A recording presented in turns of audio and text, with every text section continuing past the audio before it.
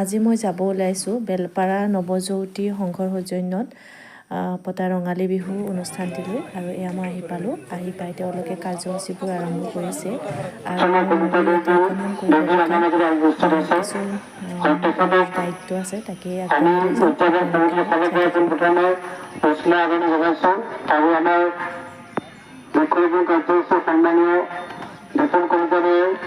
আমি অনুষ্ঠানেৰ যোগেদি উষ্ণা এবং তেখেতৰ সহধৰ্মিনী সন্মানীয় অৰ্চনা কল্পনাই আমাৰ উদযাপন সমিতিৰ ফালৰ পৰা এখন ফুলন গামোচাৰে সম্ভাষণ জনাবলৈ আগবাঢ়িছোঁ আৰু সম্ভাষণ জনাব আমাৰ উদযাপন সমিতিৰ সন্মানীয় হিচাপ পৰীক্ষক মহোদয় সদায় ধীৰেন কলিতাদেৱে আৰু ইয়াৰ লগত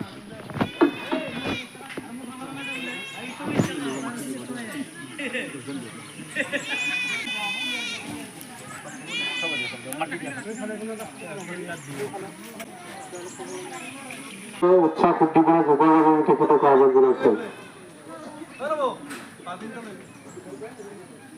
নমস্কাৰ।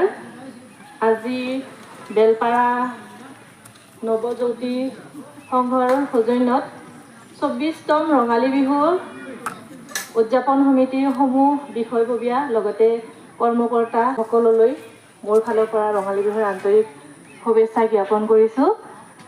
আজি আচলতে মোৰ সৌভাগ্য গছপুলি ৰোপণ কাৰ্যসূচী আগবঢ়াই নিবলৈ মোৰ হাজবেণ্ডক নিমন্ত্ৰণ কৰিছিলে। তেওঁলোকে আহিবলৈ বহুত ইচ্ছা কৰিছিল, ছুটি মিলাব নোৱাৰিলে, সেইকাৰণে মই আহিব লগা হ'ল। আৰু বিহুৰ বিষয়েনো কি ক'ম, সকলোৱে অৱগত। গতিকে ময়ো সুধিছিলোঁ যে তালৈ গ'লে নিশ্চয় কিবা এটা ক'ব লাগিব।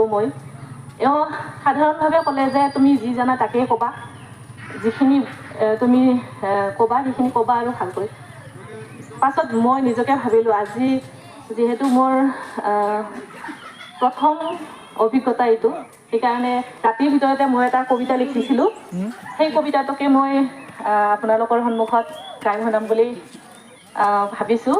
আৰু কবিতাটোৰ ভিডিঅ' মোৰ ওচৰত বৰ্তমানলৈ নাই, সেইবাবে আপোনালোকলৈ আগবঢ়াব নোৱাৰিলোঁ।